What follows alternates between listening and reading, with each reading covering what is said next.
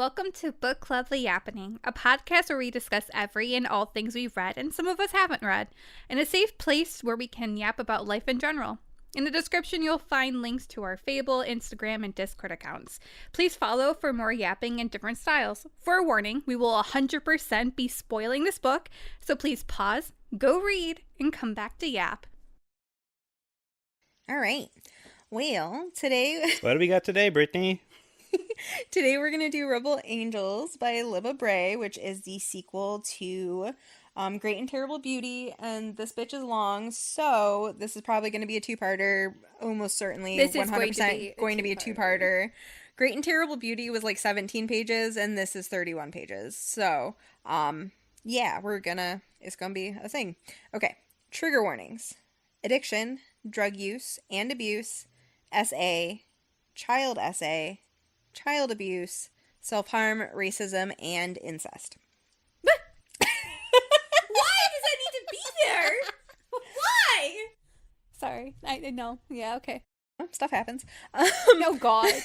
Okay, so quick. That's not a legal argument. Stuff happens, you know?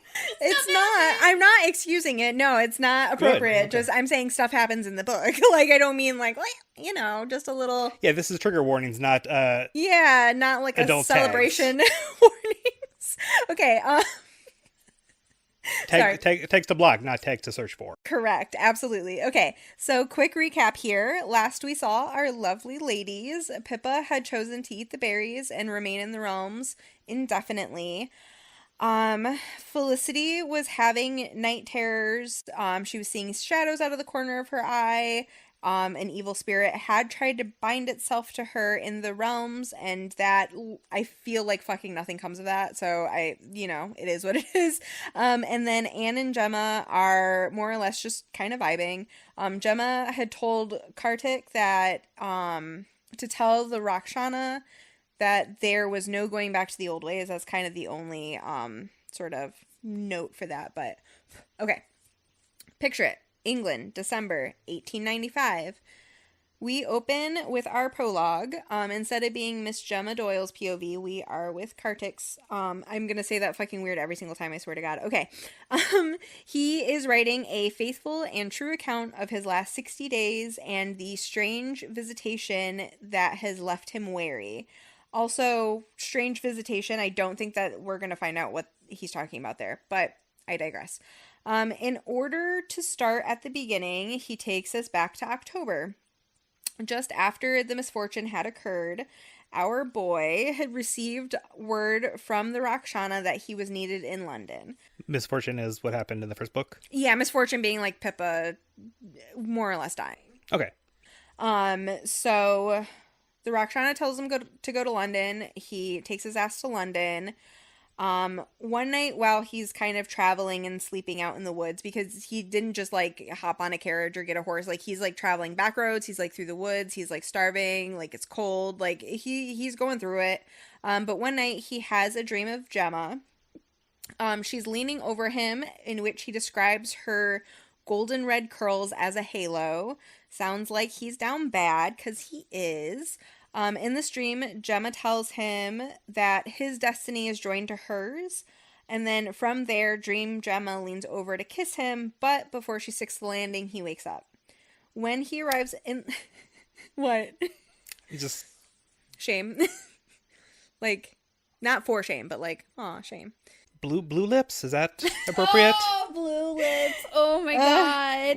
What a torture for our poor guy. It's right. The cold. The cold's doing it. He just wants a teenager to mac on him, and I mean, he is a teenager. So he is a teenager. They're the same age. They're both teenagers. So that wasn't as creepy as it sounded. Oh okay. yeah, but I don't remember his like they're age. 16. Okay.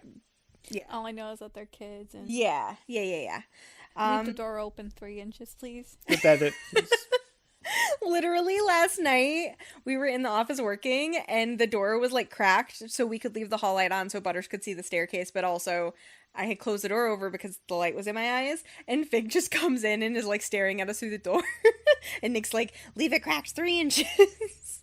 That's hilarious. Okay. All right, Kartik almost gets kissed but doesn't. Wakes up. It was all a dream. Used to read Nickelodeon magazine. Correct. Yes. Okay. So, he has arrived in London. He's been through it, as mentioned. He's not sure where to go, but he states that the Rakshana always find him. So he's just like, I'm just going to vibe until someone comes and gets me, essentially. Again, he was like starving. So he's like, that pie over there looks real good. I'm going to go ahead and steal it. But as he's like trying to suss out how to best steal this pie, a member of the Rakshana approaches him, tells him that he has much to account for, and then Kartik is like no longer conscious. So next thing he knows, he's waking up in a room. As he's coming to, he hears a man call his name. He is in front of the Rakshana leaders. They tell him that his mission is to watch the girl and report back. He had failed by not telling them immediately that Gemma had reopened the realms. Kartik tries to defend himself and defend Gemma, telling the Rakshana that she's not what they thought. They're really not having this, though. They more or less tell him that the girl is more dangerous than she can know. They lay into him some more, and then they tell him to kneel. Kartik, at this point, believes that he's about to be executed, but they ask him to re-pledge himself to the Rakshana. He must pledge that he bows to their will. Once he confirms, the Rakshana tells him that long before the order used the runes, they had a temple. They want Kartik to bind the power to the Eastern Star once the girl has found the temple. Effectively, the Eastern Star is the Rakshana, so they essentially want Kartik to trick her into believing that she's rebinding the magic to the order, but she's actually going to be giving the Rakshana all of the magic. Essentially, is like that what's is so happening. as shit. Literally, yes. Okay, so Hey, when does the anagram come up? Do I need paper? Yeah, go get paper. Okay.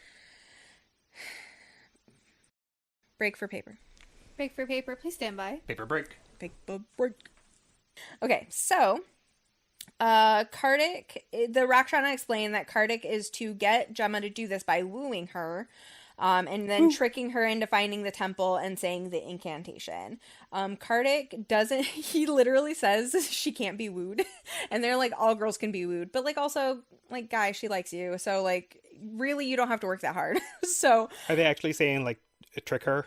Yeah, they say woo her and then trick her and then kill her is what they, like, once she's bound the magic to the Rakshana, they have no use for her, and she has just inherently a lot of power herself, like, outside of the runes and the temple, so they're like, afterwards, you're gonna go ahead and kill her then. Are we the baddies? Literally, yes. But Kartik says she's not wooable, but maybe I can have her find the temple and then take me into the temple, and then I can say the incantation. But they tell him that the order has made it so that no member of the Rakshana can enter the realms as punishment. This is very much giving, like, we want the magic, but we can't have the magic, so we're going to pretend that we're defending to the world against the magic, but really we want it. We're waiting for it to come back out. Yeah, I mean, I definitely make some, like, it feels like weird references. Like, I relate this to, like, factions in, like, a different work of literature. Not literature, but anyways, we'll get there. But I do make some connections between, like, this and another story that we have all consumed. Okay, so okay, yeah, kill him, blah blah blah. Okay, now we are back with our girls in Spence Academy for Ladies. Gemma lets us know that she's been having nightmares of Pippa. In these dreams, Pippa is begging Gemma to bring her back. Gemma also tells us that the woods around Spence are no longer being inhabited by the Romani. Like, the woods are not being shared with the school and the Romani. They've gone somewhere, like, warm for the winter, essentially. Kartik is also gone, so Gemma just thinks that he packed up and, like, went with them. But obviously we know that that's not the case. The girls gather up their coats and then they head out into the woods, saying that they're going to go visit Pippa. They make their way out into the woods. They're bantering about Christmas. We learn that everybody's about to be heading home for the holidays, but since Anne doesn't have a home, she's going to be staying behind with all the servants. The girls have created a shrine to Pippa in an old tree, so there's like a hollowed out portion of a tree, and then they have a rock pulled in front of it, but like they'll like leave things in there for like Pippa, like as if that's her like gravesite essentially, because you know that's where they are essentially. She's not buried at the school. So once they reach the tree, the girls leave gifts for Pippa. Anne asks if they think they will ever see Pippa again, and Gemma says she doesn't think so. Felicity then asks when they're going to go back to the realms. Gemma tells them that she's not able to enter the realms without other members of the order. This is a lie. She hasn't tried to enter the realms because she doesn't want to use her powers again until she has like an adult, essentially. Like she wants to understand her powers better. Yeah, before she decides to use them again. So while Gemma is putting the stone back in front of their little shrine, she notices that there's a parchment inside, and she knows that none of them have left the parchment either today or like previously. So she pulls it out, and it is a note that says, "I need to see you immediately." She knows that it's from Kartik. Gemma is both excited to see him again, but also terrified as to why he wants to urgently see her. She is concerned that he's maybe going to take her to the Rakshana. So she decides she's not going to meet with him, even though she like misses him and she wants to see him. She's like, this could be danger, so I will not. Better not. Right, exactly. So later that night, Gemma has a nightmare of Pippa.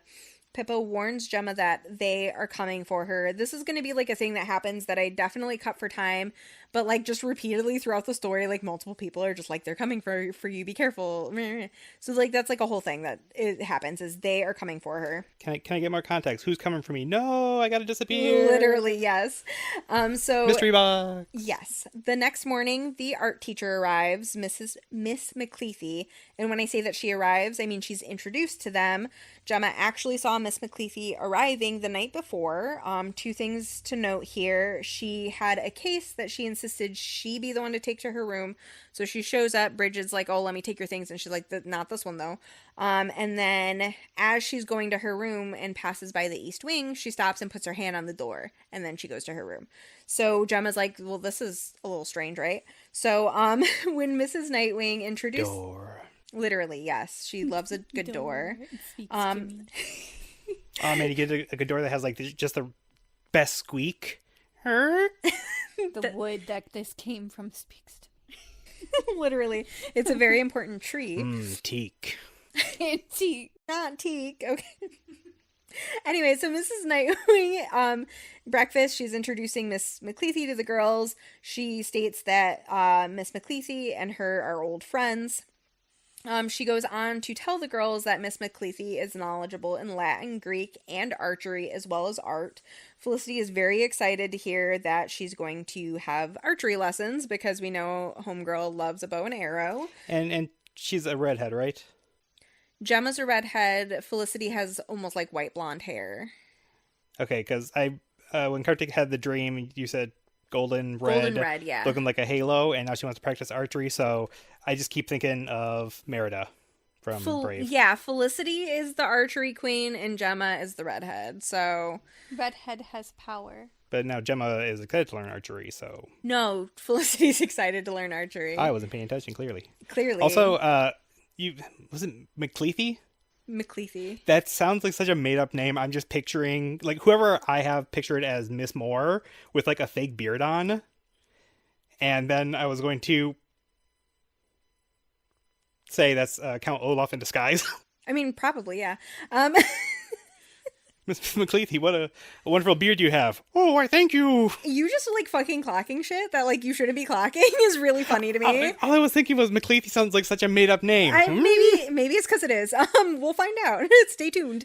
Okay, so... Is there an anagram involved? Sure is. Okay. God damn it. I saw my prediction from the first episode, too. I know. Just write it down. We're gonna find out if you're right today. So anyways... Felicity's happy. Later that afternoon, the girls are outside enjoying the snow. It's Gemma's first time interacting with snow because she grew up in India. So she's absolutely having her best fucking life right now. She's like catching it in her mouth. She's like just really doing it up. Yes, literally. Do we have the copyright for that? I don't think so. Felicity shows Gemma the wonderful world of snowballs, so Gemma decides she's going to torture Anne by throwing snowballs at her. So while her and Anne are like whipping snow at each other, Gemma is yanked behind a tree. It's Kartik, of course. He's annoyed that she didn't respond to his note. He goes on to tell her that there is trouble in the realms. He tells her that because she had destroyed the runes, they were acting as a safe to contain the magic so that only the Order could access it. But now that the runes have been destroyed, the magic's just everywhere. So, like, anybody that is in the realms can have access to this magic, essentially. So, that is a big concern. So, genuinely, it is necessary for the magic to be bound to somebody at the temple, essentially, because bad people can come in and just kind of have this magic. That's a real thing, or no, that is a real thing. Okay. She genuinely needs to find the temple and bind the magic. The Rakshana want to trick her into only binding it to them. So that's kind of the like Sophie's choice of it all is like, our boy better make the right decision at the end. We'll find out. Nope. Oh God. He's a teenage boy. He's not going to make the right decision. You know what? You're fucking right. I don't know. Do what we tell you versus I'm a teenage girl who you have a crush on and I may or may not give you a kiss. I'm going with her. Yeah. Yeah. Okay, so he tells her that she needs to find the temple. He gives her the incantation. She asks what the incantation means, and he tells her that it's a binding spell that the Order created. He tells her that she is not to trust anyone or anything while she's searching for the temple, including her own visions. He's like, literally, they're out here in the streets. Don't be trusting nobody, basically. So he tells her that she needs to find the... we already did that. She then immediately has a vision of 3 girls about her age standing out in the snow. She sees them. They're kind of shimmery, so she knows that they're not real, and then they vanish. And then they try to kiss her and she wakes up. Yes. Later that night, Gemma tells Anne and Felicity about Kartik's warning. They decide that they will try to enter the realms as soon as possible so that they can begin searching for the temple. The following day, Miss McCleathy instructs the girls on archery. Also, you saying it's a fake name, it's spelled the dumbest it just looks, it looks wrong, just the way it's spelled. MCCLEETHY. Oh my God. Sorry, one more time. MCCLEETHY. But you don't have the rest of her name, so you're not going to get what it's an anagram for. No, but I want to get the rest of it because dot, and now she's now DJ MC McCleathy. Oh, there you go. I love that for you. Oh, shit. Okay. I mean, that would be a better name, honestly. Mm-hmm. MC Cleathy on the ones and the twos. Okay, so Gemma and McCleathy, they be button heads, basically. Gemma had made a comment to the other girls that Miss McCleathy is likely to be a hideous prig who's going to make the girls' lives misery. Of course, Miss McCleathy was within earshot when Gemma said that, so they're not having a good time with each other. Oh, no. During the archery lessons, to no one's surprise, Felicity is very much excelling at this. Gemma decides that she should be more like Felicity and just charge headfirst into anything, including archery. So she has translated this to mean that she should just let arrows fly at willy-nilly and not question where they're going. So she shoots Miss McCleathy in the hand. Shut up! Yes. Someone asks if they should run for help, and Miss McCleathy sends the class off, saying that Gemma is going to stay and care for her as penance. Gemma bandages up Miss McCleathy's hand. Once the bandages are set, she asks Gemma to go to her room and pick up a pair of gloves for her, like a clean set of gloves. I just looked up the word prig because that sounded vaguely slurish. It just means like a goody two shoes or smugly moralistic. And I'm not telling you that because I am mansplaining a word to you. That is just a definition for today. That is the word that's going in the Yaption area is a prig. Honestly, I would have been really upset if it was a slur and I didn't realize it, and then I said it. So I guess thank you. It didn't occur to me that it was a slur, but It's in the same vein as like Pratt. yeah. Okay. Chris Prig. When in the room, Gemma notices that there's not anything personal in the room. It's just sort of standard items that are in an orderly fashion, but like nothing to show any sort of personality. When the girls had initially met Miss McLeathy, they noticed that she had an odd accent, and she told the girls that she's a citizen of the world. Gemma mentions that she's from so like she travels a lot, essentially. So Gemma mentions that she's originally from Bombay, to which McLeathy noted that she couldn't breathe when she had spent time in Bombay due to the heat. McLeathy then goes on to say that she was in Bombay to visit a friend. Saying you're a citizen of the world just has the same... I mean, that is a very prig thing to say, but it also goes along with like, okay, no, but where's your home? Where do you live? I live in the moment. I mean, and Kardec also has a little bit of that happening where at one point she asks if he misses India, and he's like, the Rakshana's my home, like I'm not allowed to be loyal to like anything else. And she's like, okay, but like you grew up there, and he's like, don't care. So like that's kind of like another thing that kind of is happening as like a side quest type thing. I'm just saying the prig comment was not wrong. Yeah. So now that Gemma's in McLeathy's room, she notes that she seems to have come from nowhere and belonged to no one. Gemma grabs a new set of gloves, but then she notices the case that Miss McLeathy had insisted on carrying herself. It's tucked under the bed. So Gemma, being our curious queen, decides to do some snooping. Inside the case, she finds an ad for the Golden Dawn bookstore in London, a ring in which she describes as odd. It is gold and blue enamel with two snakes intertwined around the band. And then there's a stationery set. Snakes, always a good sign. Yes. While she's looking at the stationery, a sheet of paper falls out, and the paper is a list of finishing schools or boarding schools. All of the schools have been crossed out except for Spence.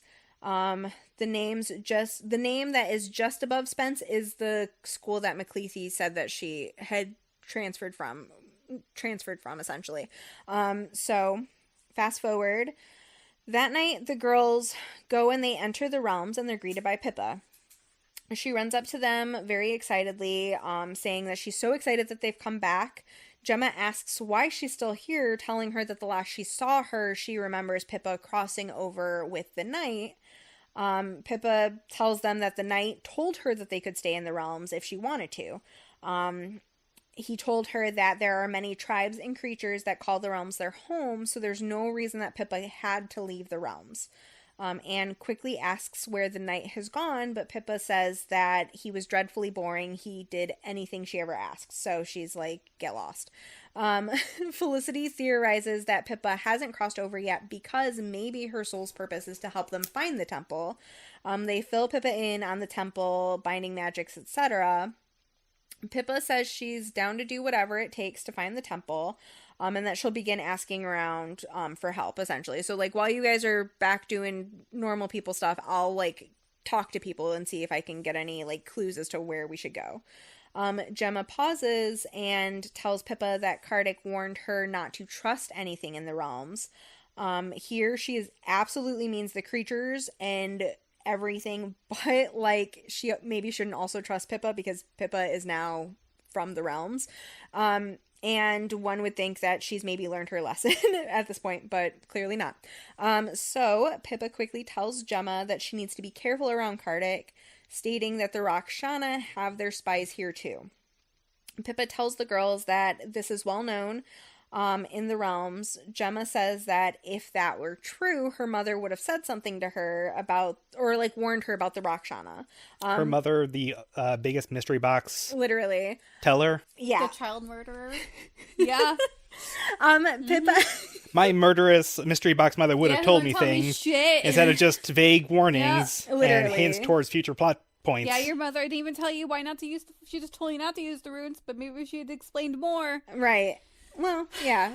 Yeah. Probably. Okay. Anyways, so I know for me personally, like, if you're gonna give me a weird rule, you better explain why, otherwise I'm not following I'm it. not doing it either. Yeah. So anyways, Autistic community rise up as long as there are rules. as long as there are rules And we know that are them. clearly stated and outlined and explained. Unless we don't like them, And then who cares? Yeah. So basically Pippa says, your mom was a novice when she was part of the order. So like she wouldn't even know that anyways, because she was just starting out in the order when the order like ended essentially. So like why would she know like the deep histories when she just joined the club basically? I know there's more to it, but your mother was a novice is just killer insult. I know. It's sick burn. Gemma says that they should be careful of who they trust and what they believe. Felicity hushes Gemma, basically saying that she wants to hear all about the secrets of the realm, and that Pippa, basically she wants to hear what Pippa's been doing over the last 2 months. Like, what have you learned? Like, tell us about it. Pippa Tell us about your ghost adventures. Yes. Pippa goes on to tell the girls about a forest full of glowing trees, winged fairies, and a ship with the head of a gorgon. The gorgon is the figurehead of the ship, and she's sentient and alive. She had been... Okay, our teacher is part of this gorgon shit. Got it. Okay. I didn't even make that jump. The ring had snakes on it, and then the gorgon's a snake, isn't it? Yeah. Medusa. Oh, okay. So that's just I could 100% be wrong, but I'm drawing this connection with the ring. And I know I've heard Gorgon before, but my mind went to Small Soldiers, the Gorgonites. Okay. No, Medusa was a gorgon. Mm-hmm. Okay. So, okay. And we all know how that worked out. Poor girl. So anyways, the Gurgan. The Gurgan. Oh my god, Gurgan. Okay, the Gorgon's been cursed by the Order to never rest and to always tell the truth. Gemma suggests that perhaps they can ask the Gorgon about the temple.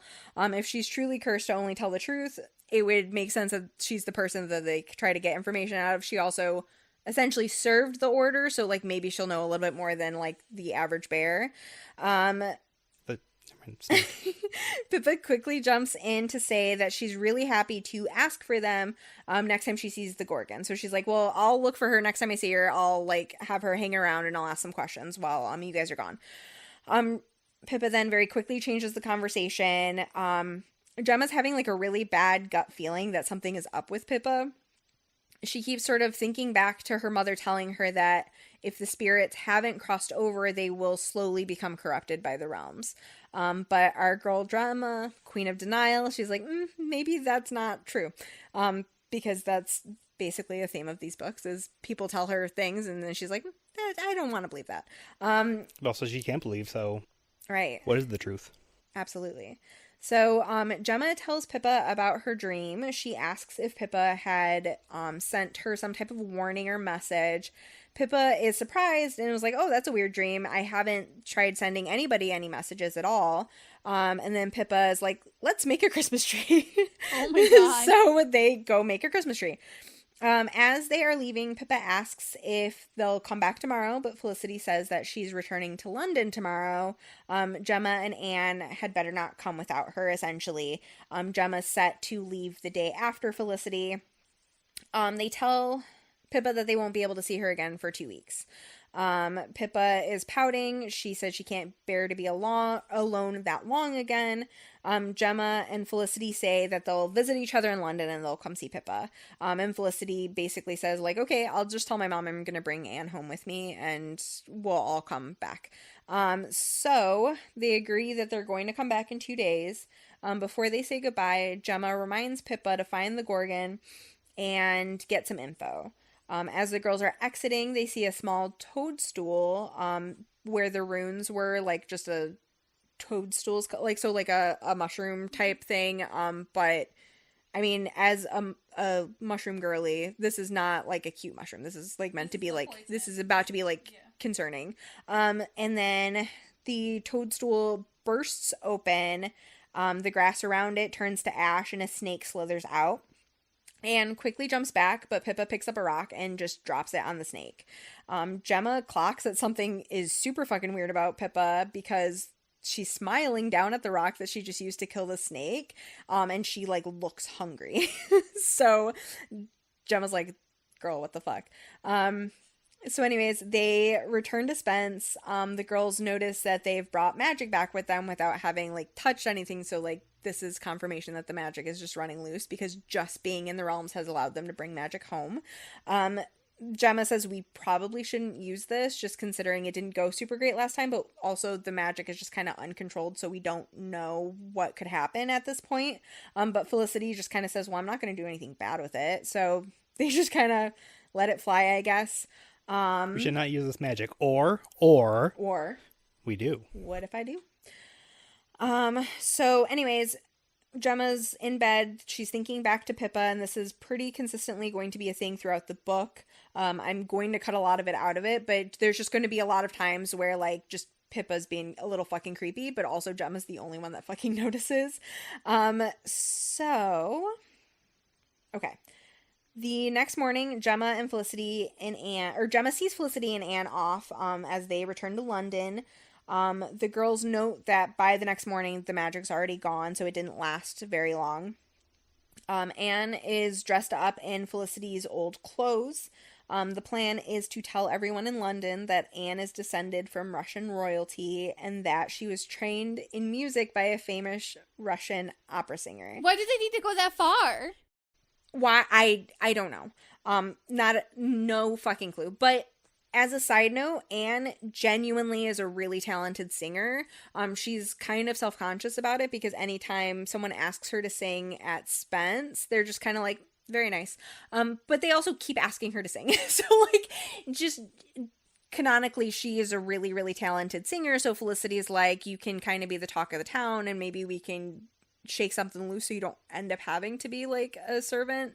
Like maybe you'll meet somebody and like we'll basically give you the spotlight and maybe something good will happen. I get it. They're also teenagers, and if you like need to come up with some kind of excuse, you're not just gonna go, oh, this is someone I met along the way. You're gonna go kind of extravagant, right? And they're young. They're clearly creative, imaginative types. Yes.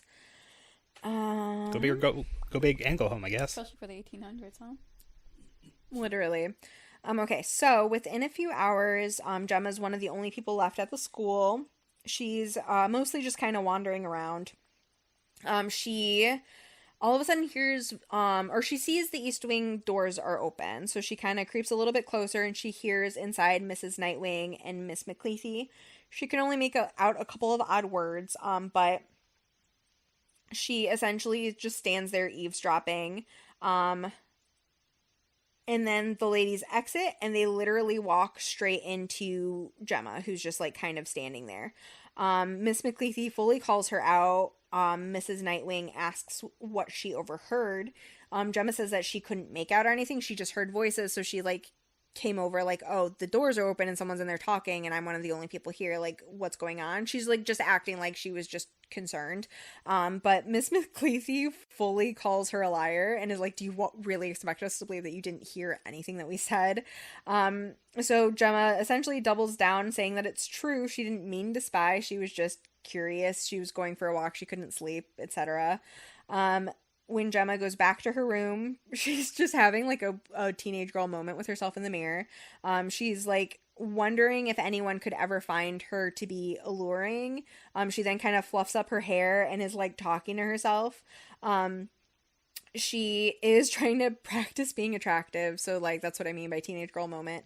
And she is thinking that with her red hair all wild, she kind of looks like a wood nymph. So she like plays into that fantasy a little bit. And talking to herself in the mirror, she says, "Who is it that roams my woods so freely? Speak your name." And then she hears from behind her, "It is I, Kartik." Oh my god, how embarrassing. Literally. Oh my god. So she jumps up, trips over the corner of her vanity, trips on the rug, falls over, taking the chair she was sitting down with her. So she's just like fully like, what the fuck just happened? And he was like, "Please don't scream. I didn't mean to scare you." But also she's like in her like pajamas, like she's not dressed, like she's just in like a nightgown. The back of my knees, no. Yeah, it's the 1800s. Yeah, so she like kind of goes off on him, asking like why the fuck he's in her room. I want to see those elbows. Yes. He tells her that he came in because he needed to talk to her, but while he was waiting for her, he kind of fell asleep until she came in and started talking to herself. So he's like, "Do you want me to come back until like, and I'll go, you can get dressed, and then I can come back. And she, at this point, has put on a robe, and she's like, well, you're here, what the fuck do you want? So he asks if she's gone into the realms. She confirms that she has. Everything seems to be normal, which is clearly not true. But she tells him that everything seemed to be normal there. She tells him that they've asked someone to help them find the temple. He quickly tells her, I literally told you not to trust anybody. What the fuck do you mean?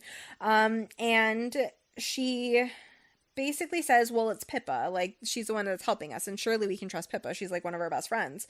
And he basically tells her that if Pippa hasn't crossed over, she's going to become corrupted. Gemma assures him that Pippa says that it's not true, and if Pippa says it's not true, it must be true, right? So everyone's a liar here. Literally. Well, just also everybody's a dumb teenager. So also, no offense, teenagers, but like, you'll understand when you're older. You'll understand. I know. You're gonna hate that you're also going to say that when you reach our age, that you'll understand. It sucks, but it's true. Yeah. So he only says that she might have already become corrupted. So she's like, well, Pippa says that she can stay and it'll be fine. And he's like, maybe she's already corrupted. Like, you should maybe consider that. He also seems to be the only one with half a brain cell, which kind of irritates me that the only male character is the only one with some level of sense. Because as a former teenager, I can confirm that even though I was like fucking feral and not right, I was way more put together than any of my male friends. Like, honestly. So, anyways, Gemma tells him that there wasn't anything off about Pippa. She was the same old girl. But obviously we know that that's not true. And Gemma also knows that's not true. She's just in denial. So let's see. Ooh, stop it. Okay. Gemma tells him that Pippa knows more about the realms than they do at this point. So they realistically, like, she's somebody that we feel like we can trust, and she has a lot of good info. So, I mean, we should at least get info, right? So, let's see. Oh, yeah, she's basically says that Pippa's already told her more helpful things than he has, and he's, like, kind of a little bit hurt by this, but he just says, okay. How could he be hurt? He's literally planning on killing her. Well, yeah. So, but he's just like, all right, I guess be careful. Like, I mean, you're not wrong if she has more information. She's been there longer, so that is probably true, but, like, also, I still stand by that she's not right. So... Anyways, he attempts to remind her that the Rakshana very specifically warned against trusting anybody. Again, it's just kind of like you shouldn't trust her, but I'm gonna. Gemma, let's see. Gemma then asks how the Rakshana should even know that the creatures of the realms are not trustworthy if they've never fucking been there. Like, if you can't go there, how do you know that, like, I can't trust anybody? Gemma says, considering that she knows nothing about the Brotherhood, how does she even know that she should be trusting them? Totally fair. He tells her that he has always been honest with her about what he knows, which is generally true. She'll, like, ask him shit, and he's like, I'm not going to tell you, and then he tells her anyway. So, like, he hasn't necessarily been dishonest. Obviously, his mission is to kill her, and that is objectively not cool. But I don't think he's gonna do it. That's my prediction. I don't think he can do it. He hasn't been dishonest with her. He's been as forthright as he generally can be, even when he doesn't want to be. So, like, you know, but also he's a youngin', and he's not fully up into the Rakshana type of thing. He's not, like, fully bought in. So, okay. Wait, hang on. He tells her that he's always been honest with her. She tells him that clearly he doesn't know very much. He says that he knows that his brother was in the Rakshana and he died to protect Gemma's mother. And that her mother died to protect her. So, like, I trust my brother. My brother trusted this, like, mission, and he died doing something good for you and your family. Like, give me a little bit of slack here type of thing. She essentially backs down and then says, like, okay, cool, but, like, can you tell me more about the Rakshana? Like, can you, like, give me something more to go off of? So he basically lore dumps. A lot of it we kind of already knew. He notes that the Rakshana rose in the east, which one would hope that she clocks, but she, in fact, does not clock it. And that the Order and them have existed together since the beginning, and that the Rakshana are sworn to protect the realms and its borders as well as the Order. He also tells her that the emblem of the Rakshana is a sword and skull. He tells her that he's been training to become a Rakshana since he was 6 years old. He left his family behind to begin training.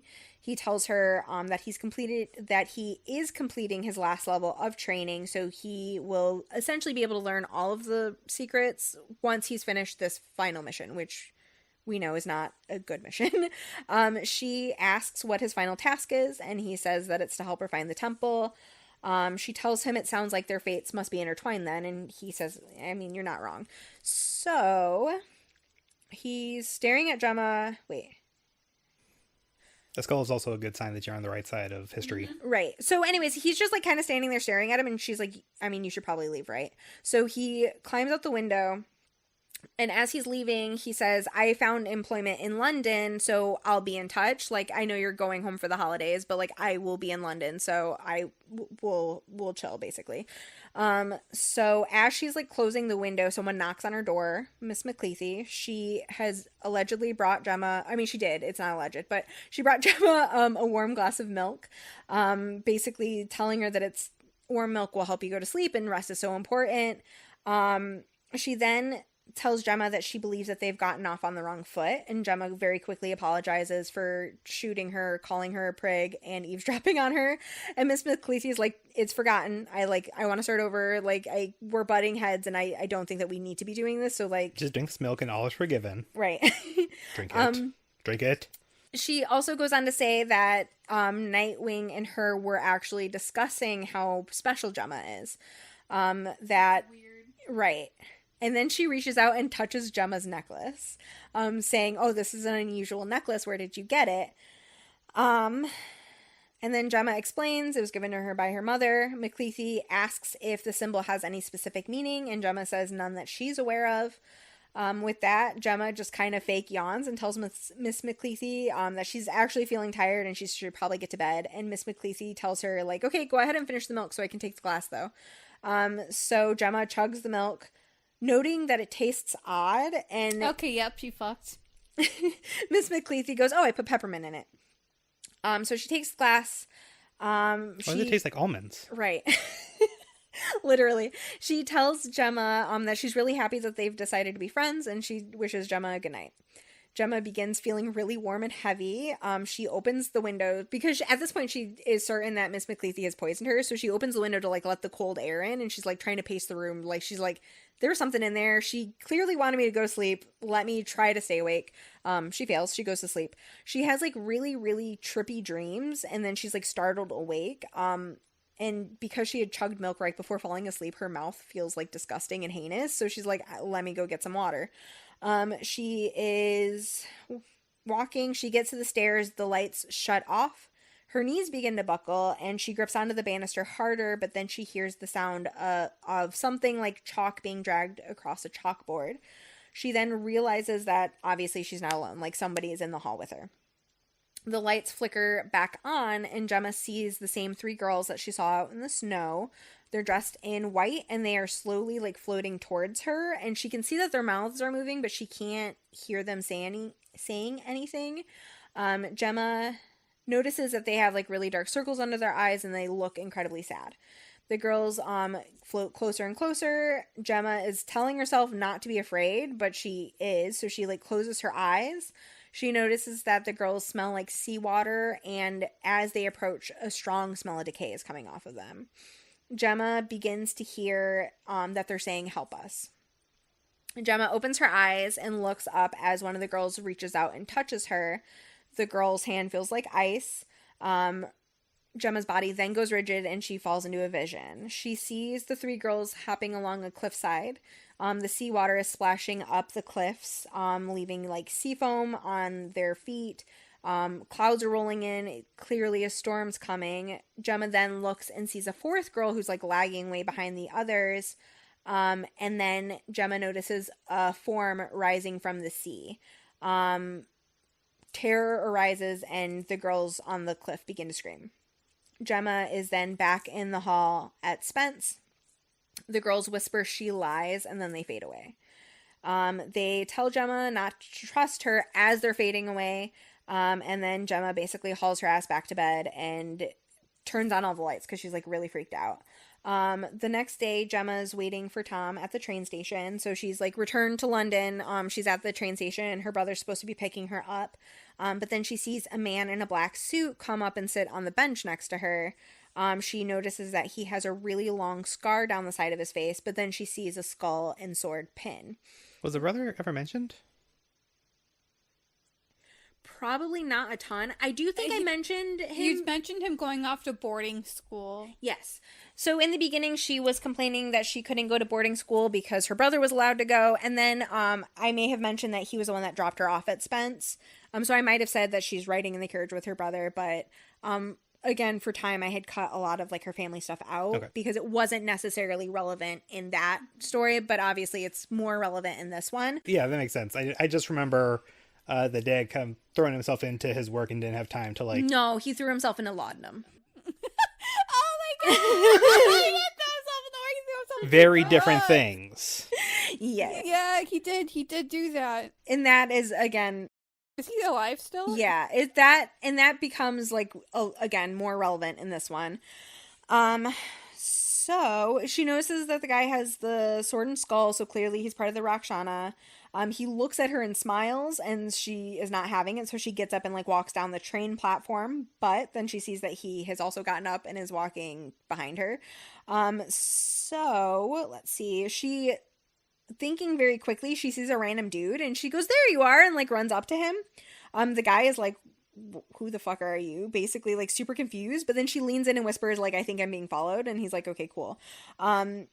But he looks back and the scarred man's not there, so like now she just looks a little bit paranoid, but this guy is nice enough, so it's totally chill. She says that she's a little bit jumpy and that her brother's picking her up, but he's late.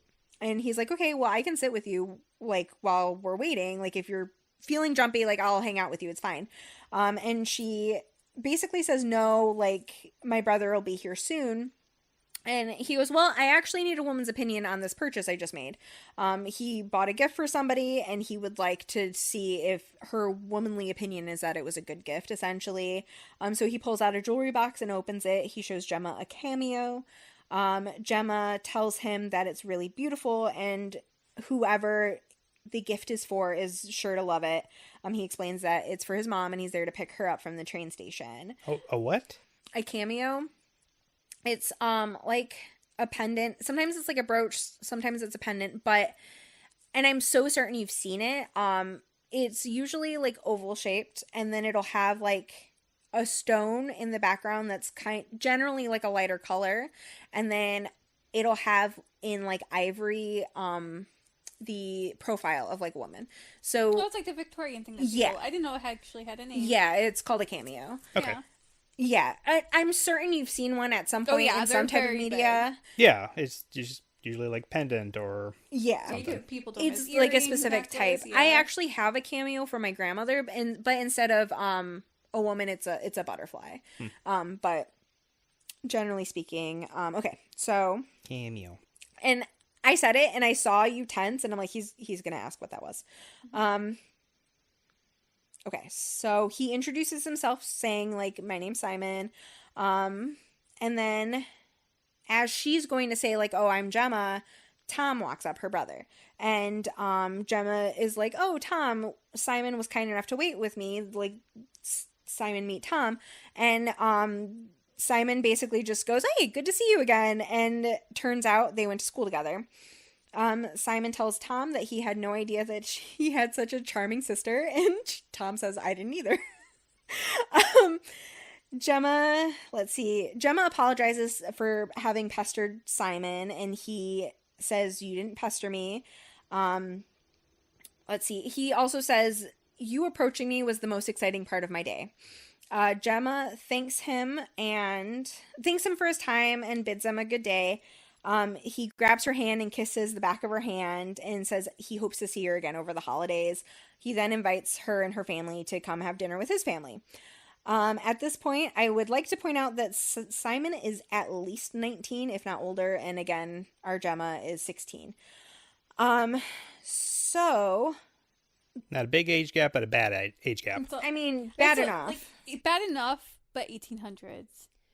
Wasn't right, but... I mean, I got beef with that man, so Oh god, I mean, I already know I don't like it. yeah, so let's see. They leave. Gemma is waiting in the carriage. Tom has gone into like a bakery to pick up a cake that their grandmother ordered. While Gemma's waiting, she sees Miss Moore walk past her on the street, so she jumps out and says hello. They banter a little bit. Miss Moore goes on to say that she hopes that Gemma will come visit her while she's in town, and that she hopes that she brings Anne and Felicity along. And then, fast forward, Felicity, Anne, and Gemma go to Miss Moore's like a day or so later. They're having tea. The girls fill Miss Moore in on Miss McCleathy. Anne and Felicity, who have both generally gotten along with Miss McCleathy at this point, are like poking fun at Gemma because she's like really paranoid about Miss McCleathy, and they're like, well, you don't like her and she doesn't like you, so that's why you're being weird. So they're like kind of like poking fun and like laughing at her, like, oh, Gemma thinks she poisoned her, ha ha ha, like type of thing. Dude, this is a Harry Potter shit. It's like every dark arts teacher is just fucking evil. Now every art teacher is about to be fucking evil in this boarding school. So Gemma got poisoned. Gemma got poisoned. Literally, and then they're like, oh, Gemma thinks that she's a witch. And then there's like some banter, and then Anne blurts out that maybe Miss McCleathy's Circe. And Miss Moore's like, wait, you've lost me. Take it back. Like, I don't know what's happening. So then they basically lore dump about the fire, Sarah, Circe, like they get her all up to speed. At this point, Gemma asks Miss Moore if she's able to tell them more about the order. Miss Moore tries to kind of sidestep that conversation, considering teaching them about the order is very directly what got her fired. So she's like, oh. She basically just kind of asks them why they're so interested in it. And Gemma just like keeps, well, you clearly know a lot. Can you tell us more? You're so smart and wise. Share right. with us. And then Gemma says, you know so much about it. Like, we were kind of thinking that maybe you remember. And Miss Moore just starts laughing. She thinks that this is like hilarious. She asks the girls why they're so interested. Felicity then tells Miss Moore it's because they were a group of powerful women who have a lot more power than women usually have, basically, because it's like Victoria. She's like, fucking go girl, let's go. The 1800s. Right. So Gemma again is like, but what if the realms are real? And she goes, okay, I'll play along. Tell me about the realms. So she starts like asking questions and the girls are answering them. The girls describe the realms. They don't outright say that they've been, but they're like very vivid detail explaining like the realms to her. She asks some more questions. They continue to lore dump stuff we already know. Miss Moore asks if it's possible for they mention the runes, and then she says, is it possible for the creatures of the realms to gain access to this magic, like type of thing? And then Anne says, well, they can now. The magic's free because the runes have been destroyed. They then go on to tell Miss Moore about the temple. Miss Moore asks if they know where the temple is. The girls tell her they haven't discovered it yet. At this point, the girls realize that it's getting time for them to leave. Miss Moore wishes them luck on finding the temple, and then she invites them to a gallery. So she's going to a gallery for a private tour, and she's like, it would be great if you guys came with me. They meet up with Felicity's mother over tea. Mother very excitedly tells Felicity that her father has decided to take in a young family member named Polly, who was recently orphaned. Also, just like as a recap, Felicity's dad is an admiral, so he's like a boat guy, like very important boat guy. And then her mother fucked off to France, and it was like heavily implied that she was like slutting it up in these streets. So menage a deux. Yeah, basically. So this is essentially the first time Felicity's seen her mother since her mother like went to France. But basically word on the street is that her lover left her, and so she's come home essentially. Okay. So, her mom says, tells Felicity that her father is really happy to have a little princess in the house again. And Gemma clocks that Felicity goes pale. Like, she's like, and Gemma is assuming that Felicity is jealous that this little girl I saw the trigger warnings. Yeah. So Oh no. yeah, so No, I think my brain just caught up. yeah, so Gemma is like, Felicity's like jealous of a 6-year-old. That's fucking crazy. No, I can't even. Right, but spoilers, she's not in fact jealous of the 6-year-old. Fast forward. Sit up. You're just like, Oh, I shriveled Story down 'cause time. I'm like, take Felicity and run. okay, so the girls return to the realms to visit Pippa. When they arrive, Pippa very excitedly says, like, come to the river, the Gorgon's here. So they go down to the Gorgon. Sorry, I just had a realization. This is why Felicity wants to be strong and independent. And also, in the first book, they were having, like, a chat in the cave, and Felicity was, like, talking about, like, the type of man she would, like, want to marry. Like, because her family's super powerful, so, and she's attractive, so generally speaking, she could have her pick of, like, any important man. And the girls are like, you could marry a duke, or a man, or a man. And then someone goes, or an admiral, and she goes, no admirals. And so they just think it's like, oh, because her dad travels a lot, and it is in fact not, because her dad travels a lot. So Pippa's like, oh, the Gorgon's here, let's go. They ask the Gorgon if she's familiar with the temple. She says, all know of it, but none but the Order know where it is.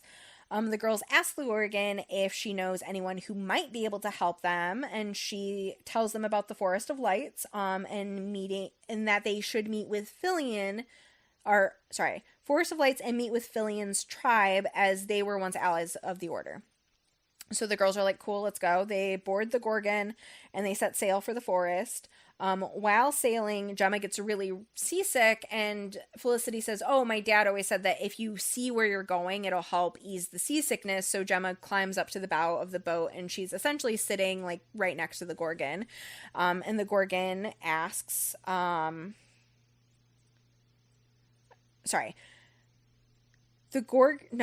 asks the Gorgon, if there are more like her, essentially, and she says that she's the last of her kind. All the other Gorgons were either killed or banished during the rebellion. From here, Gorgon lore dumps. Essentially, there was a time before the runes, and the magic was free in the realms. The creatures were able to come and go from our world, essentially. So, like, ghosts could go, and creatures could go and, like, snatch people up and, like, bring them back to the realms. So it was kind of like anarchy a little bit. And let's see, the creatures that had access to the power essentially wanted more and more and more. So a lot of unrest started to happen because people were trying to get more than their fair share, essentially. So during this time, tribes were battling. At this point, the Order began to rise to power, and so the Order began to become the more powerful group in the realms. So some creatures had decided that they were going to snatch up some young members of the Order and, like, go kill them, essentially, just because unrest, etc. They took them back to the Winterlands to kill them, but then they realized that because they had sacrificed some kids, that all of a sudden they gained more power, and they were like, oh, so if we do sacrifices, we get to have more power, so this is great, like, cool hack.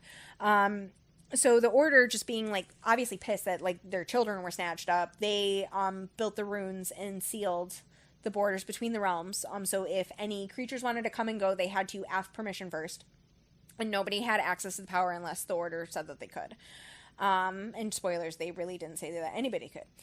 So Would a fire inside of a boarding school count as a sacrifice of multiple people to gain power? I mean, yeah, but you're assuming that multiple people died. Only 2 died, allegedly. Only 2 died in the fire. And one of them didn't act... No, actually, neither of them technically died in the fire, but... Yeah, I don't remember what we've theorized and what we know. Yeah. Well, we know, obviously, that Mary is Gemma's mom, and we know that Sarah has to be alive because Circe's alive, and Sarah is Circe. So that's more or less what we know. And that Circe has a dark spirit that's, like, attached to her because Eugenia Spence sacrificed herself in order for Mary and Sarah to, like, escape the realms. Oh, yeah. Yes. Yeah, okay, so I guess I, like, fucking recapped the wrong things, but No, you're good, because my brain was like, fire, multiple people had to die, but Yeah. that wasn't the case. I mean, a lot happened in that first book. That was like an know. hour-long episode, and I can only imagine the recap for the third book. Yeah. Okay, so runes. Okay, so when the order kind of sealed up everything, basically whoever was like on one side or the other stayed there. And there was a part in the first book where the girls had magic and they went back to the school and they realized that like there's like carvings of like little cherubs and shit like on the walls, and those were actually alive and they were like trapped. So stuff like that happened. Is like if when they sealed everything, if you were on that side, you were on that side, but because there's no magic, like technically like gargoyles, statues, like those could be actual things that Oh, but they changed because they got locked. yes. Oh, I love that. Yeah, so I should just wrote gargoyles into my book. literally. I love them. And then okay, so Circe did the sacrifice to the spirits of the Winterlands. The spirits of the Winterlands slowly began to like start gaining more and more power, and because they were pulling power, the runes started weakening, which is how and why Gemma was allowed or able to smash them with a rock. Gemma goes on to ask the Gorgon if it's true that spirits must cross over to become, or they become corrupted. The Gorgon confirms that she's not aware of any spirits who haven't crossed over and have not been corrupted. Basically saying that like any spirit who hasn't crossed over has always gone to live in the Winterlands, and from there they become corrupted. So like I'm not aware that anybody has been different, essentially. So Gemma basically says, okay, but if things are different now because the magic's loose, does that mean that that might not be true anymore? And the Gorgon says it's possible. So again, this is going to keep being a thing. Gemma is going to keep seeing Pippa be a fucking freak and pretend like it's okay. Like, basically pretend Denial. like, literally, queen of denial. She's just like, okay, Pippa's being a little spooky, but like, I'm sure she's not being corrupted. It's fine. Like, 'cause things are different now. And like, I get it. Like, you don't want to think that something bad is going to happen to your friend and you thought you lost her and then you realize you didn't. So, like, I understand them wanting to cling to her, but it's like, babe, like, let that hoe go. Pippa keeps doing this with her fingers, and I don't see anything wrong with that. Well, there's a point where the knight just randomly appears, and he's, like, looking like a fucking weirdo. Pippa's knight. Night with a K. Yeah. Just randomly appears, and he's looking kind of weird, and she's being super bitchy. She's like, I didn't fucking summon you. And he's like, but I have a gift. And then he throws it at her, and it's like, it's the head of a goat. And Pippa's just like... Oh, so they're an old married couple. Literally, and Pippa's just like kind of licking her lips, staring at this like goat head, and Gemma's like, that's totally fine. So like just shit like that keeps happening. Classic Pippa. Like, oh, good old Pippa. She loved them goat heads. Big goat fan. Okay. Oh my god. Big goat energy. Oh my god. Okay, so they sail. They're sailing. There's some cliffs. There's huge carvings of goddesses in the side of the cliffs, and the goddesses are naked, and Anne is like horrified. Not the naked body. I know, right? So the Gorgon explains that these are the caves of size, which is so stupid for me to even say, and I don't understand how it could be plural caves. Anyways, so this is the caves of size. She tells how a size like. Okay. It was either or like size with a Z. Oh, yeah, sorry, no Z. Homonyms. She tells the girls that the caves are essentially abandoned ruins, and that they're inhabited by the Hajin. The Hajin are known in the realms as the Untouchables. The Gorgon states that this group of people has always been considered untouchable, but the order has banished them to the caves, and it is forbidden for anyone going to the caves. Untouchable, unlookable. Yes. It's implied that they have something weird going on, because they will, like, interact with the Hajin at some point, and she says, like, their, like, limbs are, like, as big as tree trunks, like, so they clearly have, like, something weird happening, like, with their, like, bodies, which is, I know, Untouchable, I would think, like, leper colony type of moment of, like, you look different. I'm assuming I could become different if you come near me, so stay the fuck over there type of thing. Let's see. Okay, so they've always been considered untouchable, but the Order had banished them to the caves, and it's forbidden from anyone going there. She then lore dumps a little bit more and says that prior to the Hajin being banished to the caves of size were where the Orders would take their lovers being the Rakshana. Now, if it seems super weird that the Order would banish a group that is generally hated and considered lesser than everyone else to the caves that seem to be kind of important to them, it's because it is weird. And there's a reason for that, which we will learn later. So, they reach the Forest of Lights. Before getting off the boat, the Gorgon tells them that they need to be on their guard and they can only tell their business to Filian. So, like, go find Filian, don't tell anybody, just tell them you need to see Filian and that's it. Like, he's the only person you should share, like, what you're looking for with. How is Filian spelled? Philon. It's Fion. It's Fion. I was either trying to picture Nathan Fillion or the VTuber No, it's Fion. Fillion. And, like, I didn't know that it was Fion, and I know that this was one of the names that, like, fucked me up as a kid. And then I listened to the audiobook, and I'm like, that's when I was like, this is great. I get to, like, hear how to say all these names that, like, I really struggled with. It's Fion, and I'm looking at the L, so I'm saying the L. But his name is Fion. Anyways, their name is Fion.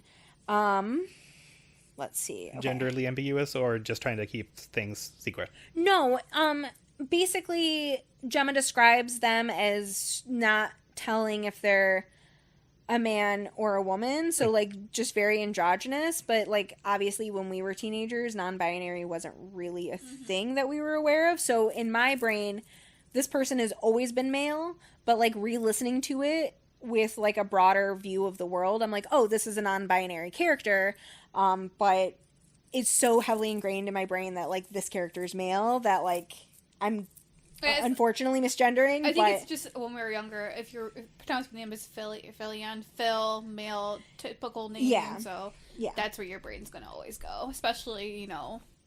But also, this is, like, the leader of a group, and just, you know how we were raised. The built-in misogyny. Yeah, because we're, like, definitely come from the generation of where it was still weird for...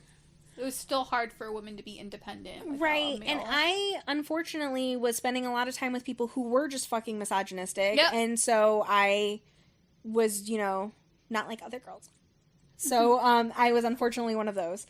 Like, I didn't like girls being in rock bands. Like, can you even fucking imagine me being like that now? That's crazy. Yeah. So, yeah, unfortunately, I was kind of sort of red-pilled at 16.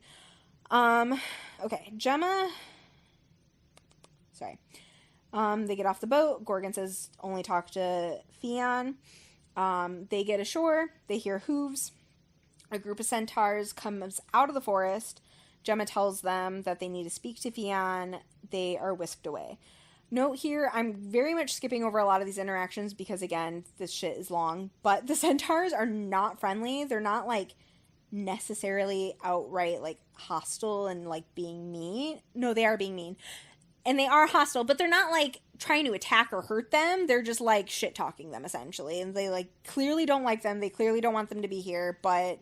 So when you say whisks them off... Like, hop on. We don't like you, but we'll give you a ride anyways. Yeah.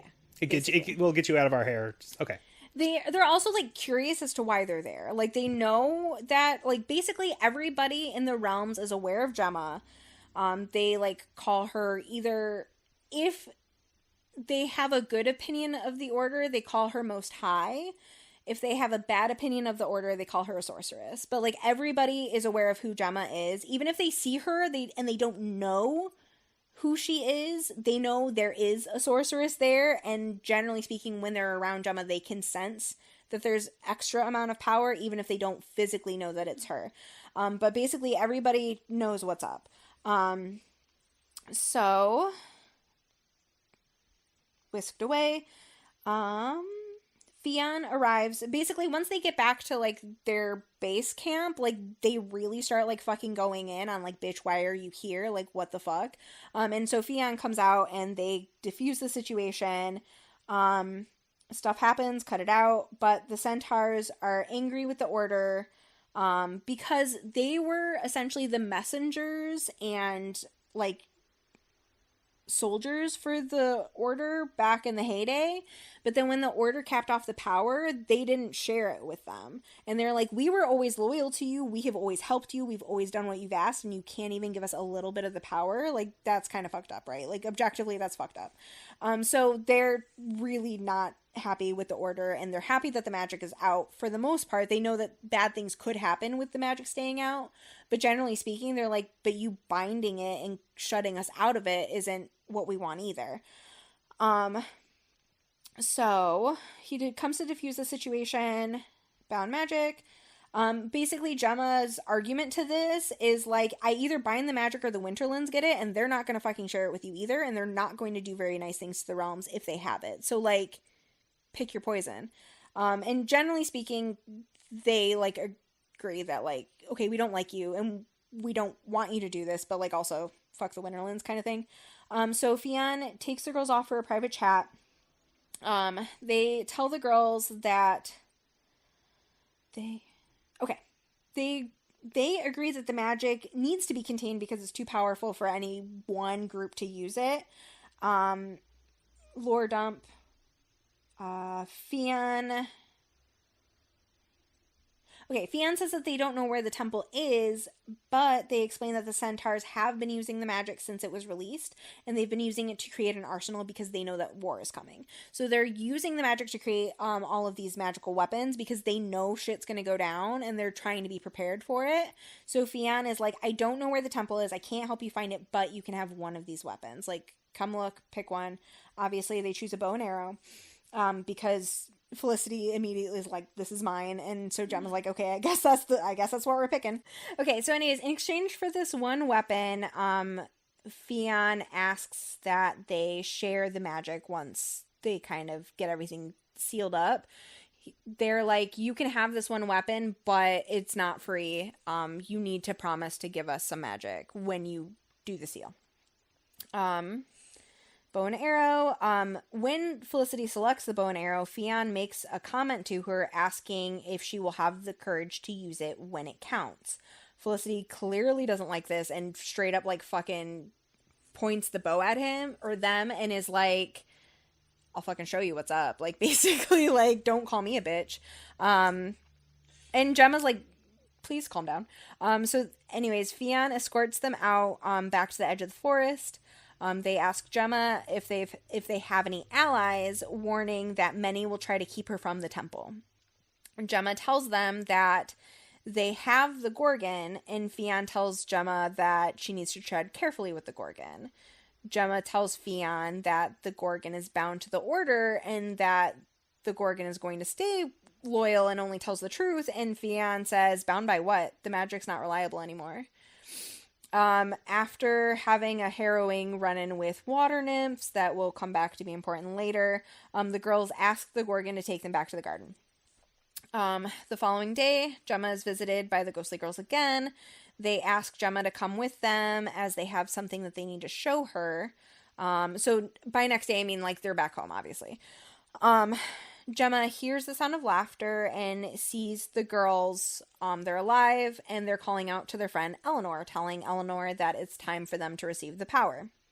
They run towards the cliff. The girls are hopping stone to stone. Gemma sees a woman in a green cloak approach the girls. She walks up to the edge of the cliff. She starts chanting, and then the creature comes out of the sea. The ghostly girls warn Gemma she lies and that Gemma shouldn't trust her. Gemma asks who they're talking about, and they just vanish. They don't tell her. Go. Right.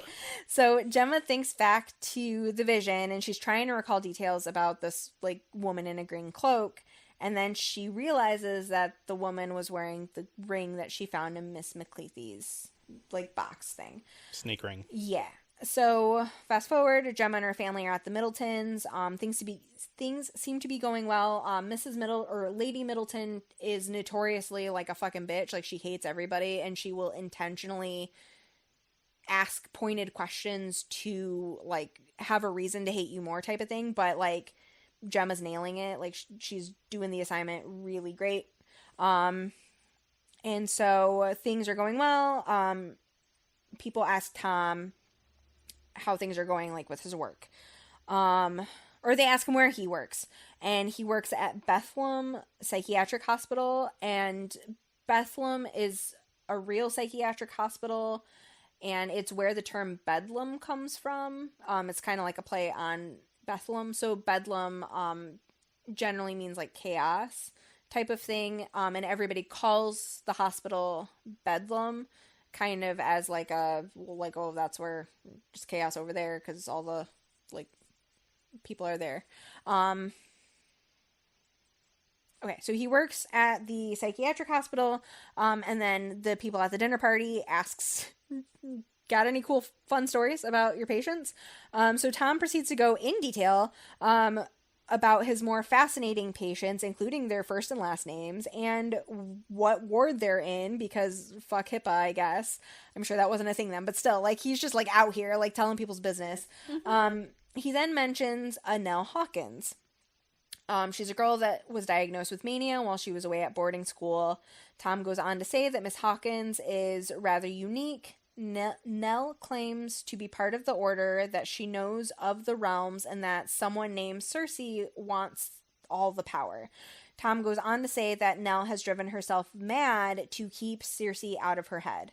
But also, this feels like a plot hole later, because the girls will learn that, like, the creatures can, like, essentially have a window into the real world through people who just aren't all mentally there, whether or not that's, like, psychiatric needs or, like, substance issues, like, type of thing. So it doesn't necessarily make sense, but it seems like Nell is maybe just trying to constantly keep her mind incredibly, like, active, whether that's just, like, repeating phrases to herself. So it does seem like she has, in fact, like, driven herself to need to be in the psychiatric hospital, but in, like, a way where she's, like, constantly trying to have, like, mania, essentially, just to, like, keep her brain constantly active so that, like, nobody can come in.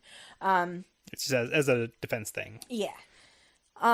So someone asks Tom, like, oh, that's interesting, like, how do you treat somebody like that? And he just says, well, she takes a lot of comfort from poetry.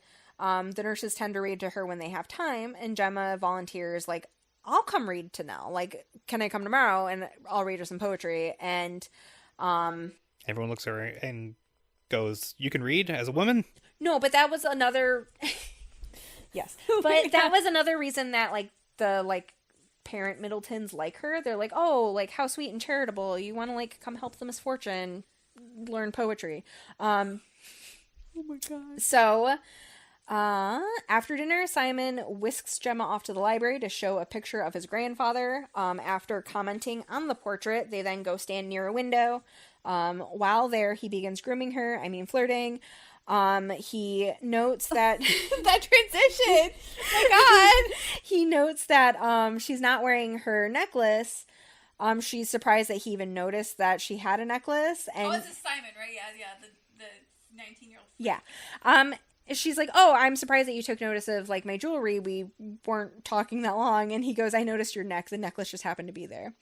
What the fuck?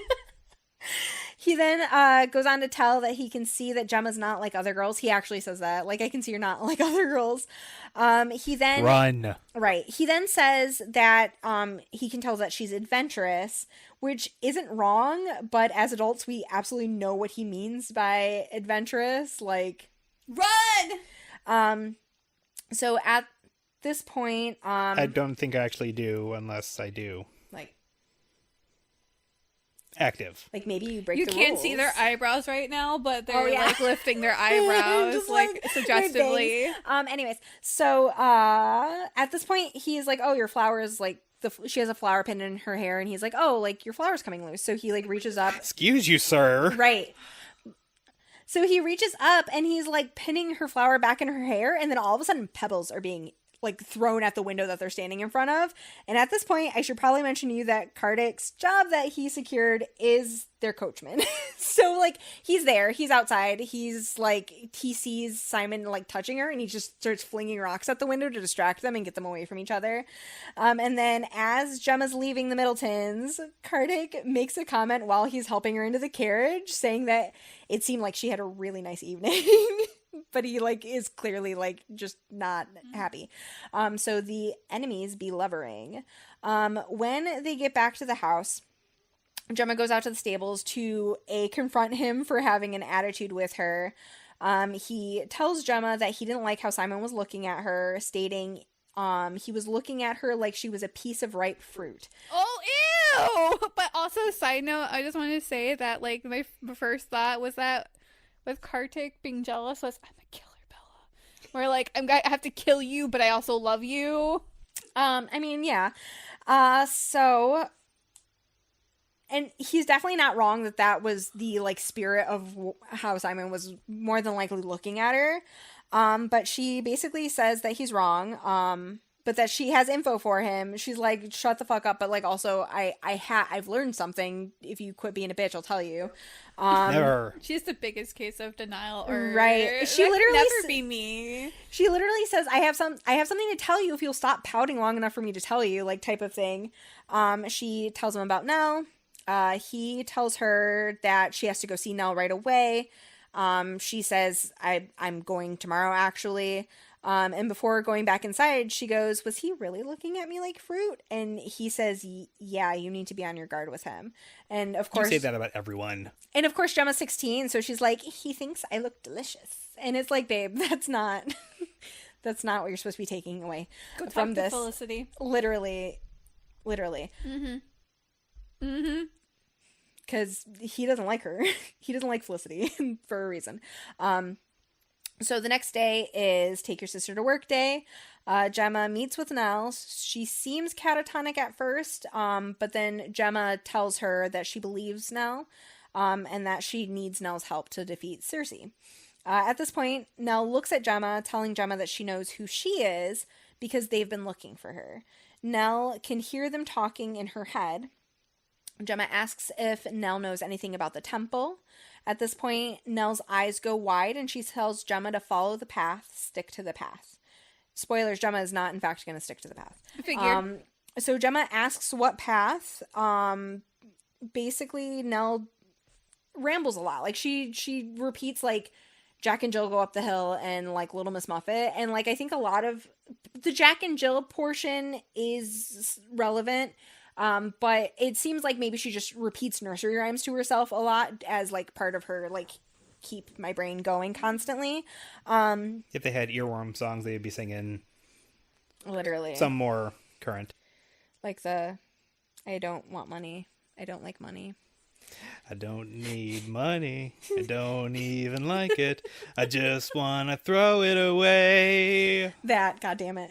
Okay, so no copyright, but we're keeping it. Also, Dropout's amazing. VIP is amazing. We love Vic. Okay, so stick to the path. Okay. Nell essentially doesn't really answer Gemma's follow-up question. She just like rips the amulet from her neck and flips it over and is like staring at it. And Gemma's like, what the fuck? And then Nell becomes really agitated. More things happen. Nell basically just keeps repeating the same things over and over and over again. Find the path, stick to the path, blah, blah, blah. Don't need money. Don't even like it. Just want to throw it away. And I am going to skip over a lot of what we learn here because Nell just keeps saying shit that doesn't make sense, but it will make sense later on. So we're just going to listen to it at that point. So the next day, Felicity, Anne, and Gemma are out on the town. Gemma fills the girls in on the lore she's received. There's also like a lot of like back and forth between Gemma and Felicity because like if Gemma doesn't tell Felicity exactly what she knows the second she knows it, Felicity's like, you're keeping secrets. And it's like, bitch, like you're just not with her constantly. Like just relax. So anyways, Gemma fills in the girls. But while they're out, they're like in a shop and they look across the street and the Golden Dawn bookstore is there. And they're like, oh shit, let's go look at some books. While they're in there, Miss McCleathy actually comes in because she had the ad because she had pre-ordered a book. So she comes in to pick up the book, and the girl, after she leaves, the girls go up and ask the shopkeeper, like, oh, what book did she pick up? And he's like, oh, it's a book on secret societies. And they go, did you happen to order more copies? And he's like, yeah, actually I do. And so they end up purchasing the book. And then they follow Miss McCleathy. No hip of her bookstore owners, I guess. Nope, absolutely not. They follow Miss McCleathy, who goes to Bethlehem. After the spy operation, the girls go back to Felicity's. They took a look through the book. The main takeaways here are that the Order uses a variety of symbols to identify themselves, including the ring that Miss McCleathy has. And they tend to use anagrams to create identities. At this point, the girls sit down and are like trying to do anagrams, like what their names come up with. They're making fun of each other. But Claire McCleathy's anagram is, they call me Circe.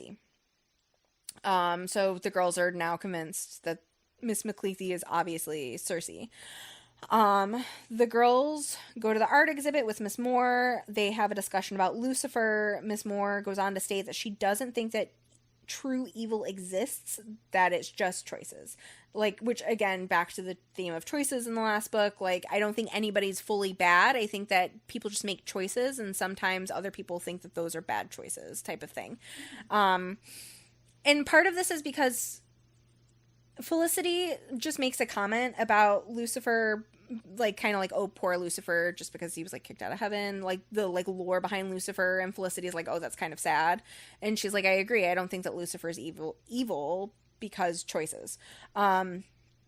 So, later the girls tell Miss Moore about what they've learned about Miss McCleathy. Miss Moore later asks Gemma, like, you really don't trust her? And Gemma confirms, and she says, okay, I'm gonna look into Miss McCleathy for you. I'll see who she is. If you're so distrustful of her, I'm concerned for you, so let me do some recon. The ghost girlies are back. They tell Gemma the answers she needs are in her wardrobe. She searches it, and she's like, there ain't nothing here. The girls pull her into a vision. Basically the same thing over and over again, but the girls call Eleanor Nell, which is shocking to Gemma. What a revelation. But, like, I feel like we knew that the fourth girl being named Eleanor is probably Nell Hawkins.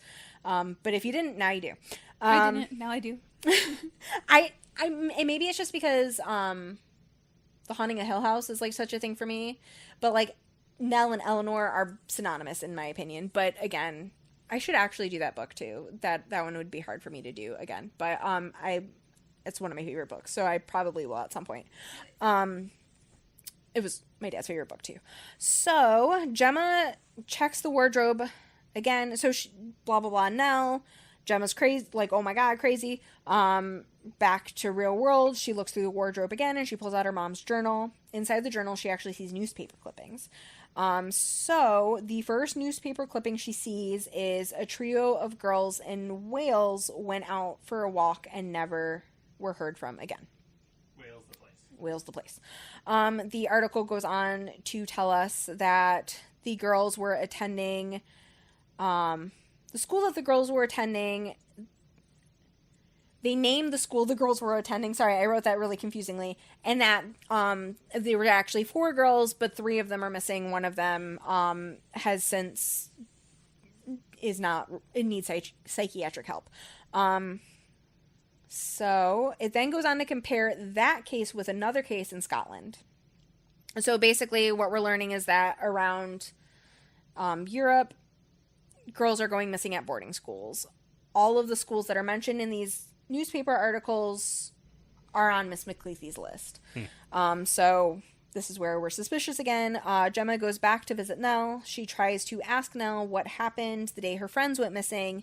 Nell just is rambling nonsense. But then Nell begins calling Gemma Lady Hope.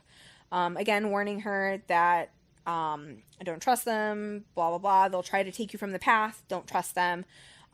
She begins rambling some more.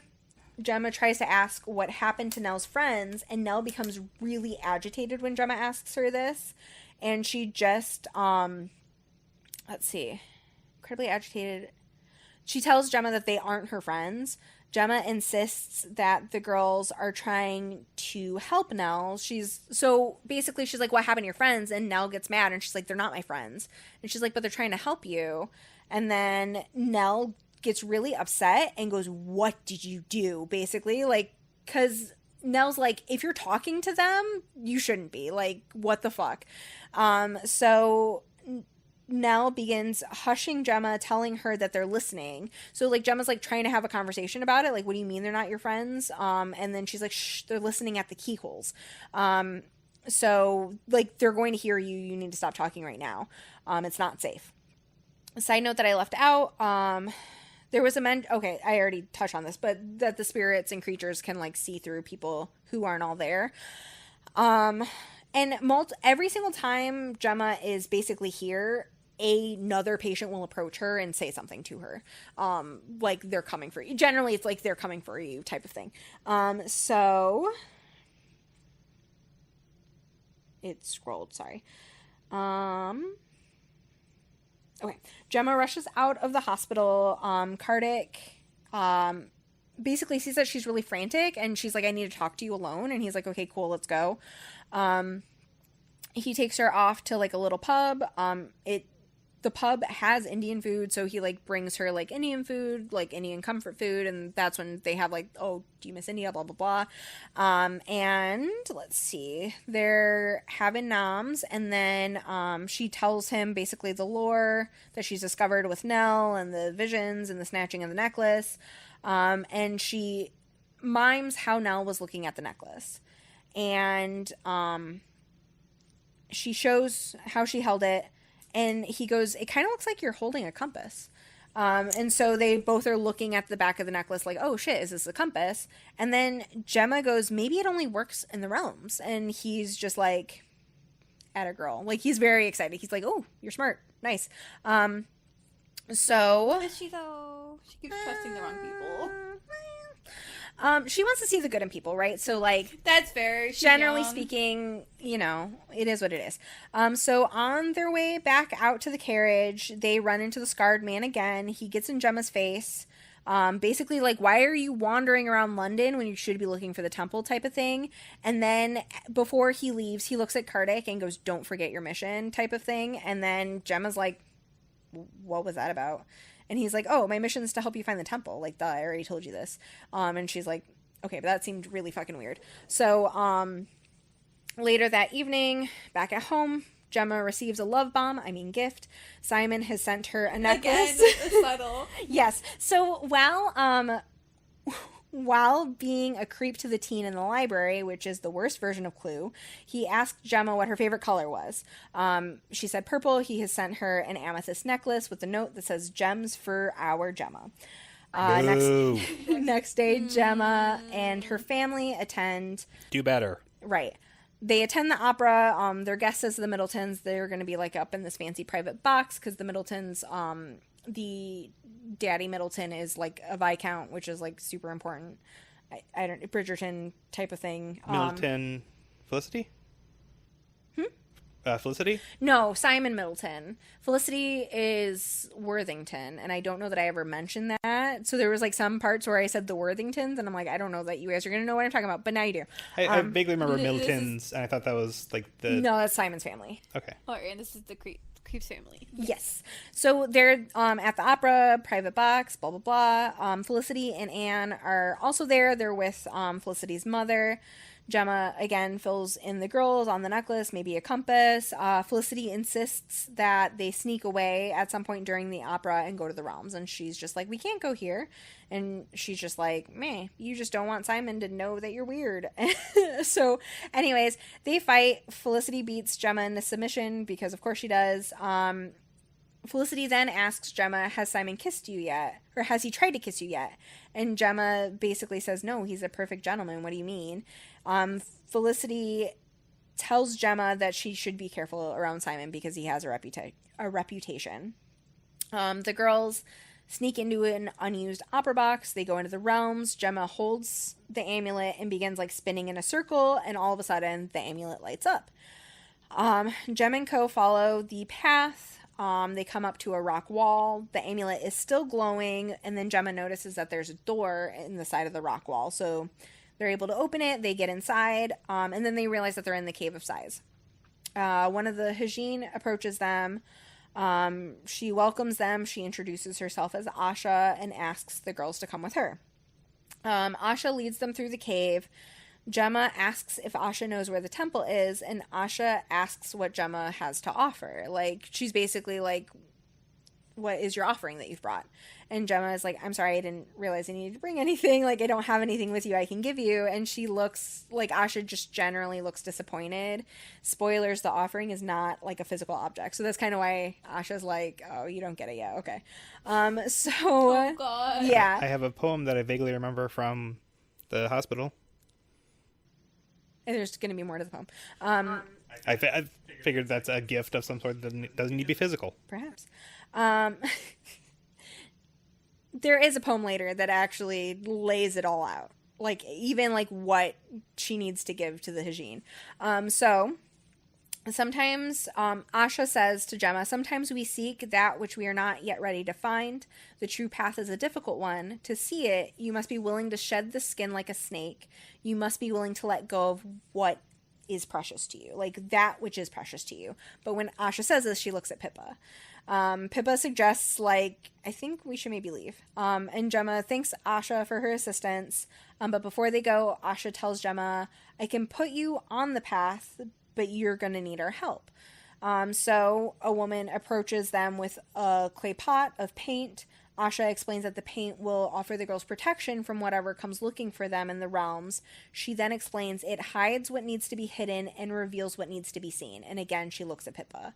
The girls are like kind of freaked out because like they are very much like, these are the untouchables. They look really weird. Like, are they sick type of thing? Like, I don't know that I want you to paint me. We shouldn't be trusting people. But Gemma just sticks her hands out for them to paint her. Asha then compliments Gemma, saying that she can see that Gemma's very brave. Gemma, once she's painted, she falls asleep, has a vision. She's standing before a large well. The surface is moving and showing different images, cut for time, but we'll learn later. Gemma notices something moving in the shadows while she's having this vision, and then as it comes closer, she sees that it's a face. At this point, she wakes up. Asha asks what she saw, and Gemma lies and says that she didn't see anything. Asha again looks disappointed. She's like, okay, well, here's the exit, bye, type of thing. The girls leave, but when they leave, it's night. Like, they're just like, how long were we in there? But also, point of note, they've never been in the realms when it isn't like just like beautiful sunset, like just perpetually beautiful sunset. And now that they've left the caves, it's like, it's nighttime, and they're like, oh, this is weird. So okay, sorry, I skipped a point. Okay, so they're following the amulet again. It's lit up. They're walking. But then all of a sudden they begin to smell rot. They then hear horses very quickly approaching them, and the girls are trying to decide where they can possibly hide. Pippa then begins turning around and going, where did you go? Because, like, the girls are like, we need to hide. And then all of a sudden Pippa's like, wait, where the fuck are you guys? And they realize that the paint has hidden Gemma, Felicity, and Anne, but Pippa is still out in the open. The other girls kind of step off to the side so that they're not in the path that the horses are coming down. The riders approach. They're like skeletal wraiths, like fucking skin just hanging off, like really nasty stuff. There's also a big creature flying with them. The creature sniffs the air and it's clearly looking for the girls. This creature will be referenced as the tracker, but it's just like this big, ugly, blind, winged thing. The riders ask Pippa if she's seen the girls. Pippa denies. The rider leans in close to her and says, you wouldn't lie to me, would you? The girl was too stunned to speak. He very quickly says it doesn't matter if she's lying because Circe's going to find the sorceress soon anyways. He then gets very close to Pippa's face, like almost touching her face, like in her face. And he asks if she wants to ride with them, telling her that she will be a pretty pet and she can have whatever she wants. Gemma. With an offer like that. Right, I know. Super great. Also, you smell like rot. Get the fuck out of my face. Sweet talking wraiths over here. Yeah, and Gemma's like, what the fuck is happening? I hate this. So she picks up a rock and like flings it, and then basically they're like, and then he's like, there's magic afoot, I know it. And then they just kind of leave. So the writers are gone. Pippa still can't see the girls. She asks why the paint didn't work on her, and Gemma thinks to herself that Pippa didn't need protection. And then she's like, is it because she's becoming corrupted? Like, is that why she didn't need protection? Like, clearly 1 + 1 = 2. Like, you didn't need the protection, so it didn't work. But also, like, why did it not work? Like, why didn't you need to be protected? They get back to the garden. Pippa asks Gemma what will happen once they find the temple and bind the magic. She asks if she's going to have to leave at that point. And Felicity very quickly jumps in and says, of course not, we'll use the magic to change things and you can stay with us.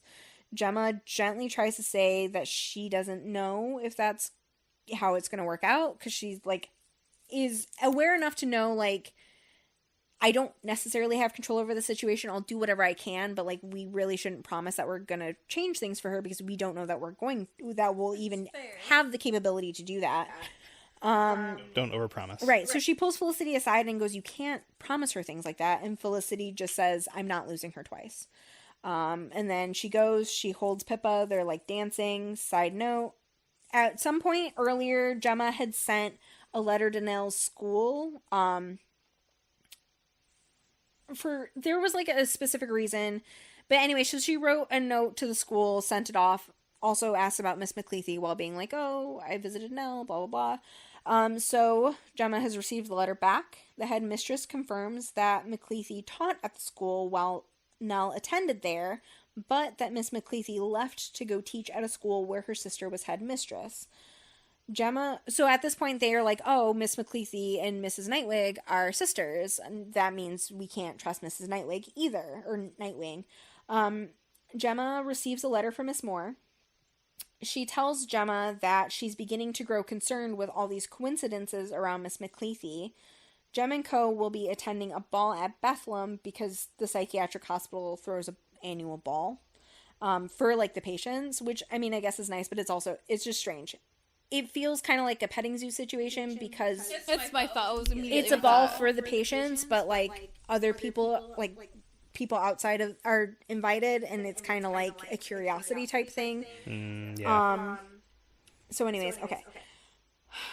Gemma receives a letter from Miss Moore. Gemma is beginning to grow concerned. Blah blah blah. The note really doesn't matter, but there's a reason I'm telling you the note. She signs the letter Hesta Asa Moore, and that's for you. Go ahead, start writing. I mean, I'm already halfway there. Asa is spelled kind of like Asa Akira, A-S-A. And then Moore, 2 O's, R-E, and then Hester, H-E-S-T-E-R. That's for you. Hold your comments until I tell you to. Spell more again. Moore, M-O-O-R-E. A-S-A-H-E-S-T-E-R-M-O-O-R-E. Yes. Nick loves an anagram. He is going to hold his answer until the end of class. So, now that they're at the ball, Gemma approaches Nell. She notes that Nell is very animated, almost like she's a completely different girl. Like, she's just not, like, agitated, but she's, like, super, like, you know, like, hyper. And so, Nell begins to tell Gemma something that sounds like a poem. And, like, as Nell's doing, like, telling Gemma all this, people stop and they're kind of, like, gathering, and, like, the patients are, like, watching her, and she gets, like, even more animated, and then the patients start, like, getting animated, and then they're like, this, what's happening? The, like, staff is like, this is not okay. So anyways, I'm going to tell you guys the poem. Nick, if you want to pause so you can hear the poem in case you want to pick up any clues. Okay. Nell says to Gemma, "Where shall we go, maidens? You must leave the garden, leave it behind with a sad farewell. Down the river on the Gorgon's Grace, past the clutches of the slippery, nippery nymphs, through the golden mist of magic, meet the folk of the fair forest of lights. The arrows you must use wisely and well. But save one for me, for I shall need it. Offer hope to the untouchables, for they must have hope. Travel on, far beyond the lotus blossoms, Follow the path, stick to the path, for they can lead you astray with false promises. Beware the poppy warriors. The poppy warriors will steal your strength. They'll gobble you up. Do not leave the path, for it is hard to find once you've lost it. They will take the song to the rock. Do not let the song die. You must be careful with beauty. Beauty must pass. There are dark shadows of spirits just beyond the borderlands, where the lone tree stands and the sky turns to blood. In the winterlands they plot and plan with Circe. They will not rest till the army is raised and the realms are theirs. Go where no one will, where it is forbidden, offer hope. Go where the dark hides a mirror of water. Face your fear, bind the magic fast to you. And with that, Nell is dragged off by a nurse, because, as mentioned, she's causing a bit of a scene. And when she said the poppy warriors will gobble up your strength, she does like, and then like all the other patients are like gobble, gobble, gobble, and like so it's just like kind of like what the fuck, and so they're very much like, girl, get out of here. So a nurse drags her. As she's being dragged away, she shouts, "She means to use me to find it, Lady Hope. She will use us both, and I will be lost forever. Don't let her take me. Don't hesitate. Set me free, Lady Hope." And then I think maybe this is probably a good place to kind of cut, because drama. This is obviously very long, and so it'll be 2 parts. So we will catch you on the next part, which we are about to film, so we will be wearing the same clothes, but hope you guys are liking it. He's working. I know, he's like, I can't do an outro. Yeah. I can't do my outro, so I will do it for Nick. Yeah. Nick here. Yap out. Daddy. Yeah. Yap on yappers. Keep on yapping. We keep on yapping. And also, what, continuation? Yaptenuation? Yap. To be yaptenued. to be yaptenued. Rock out with your yap out. Oh. Bye. Bye.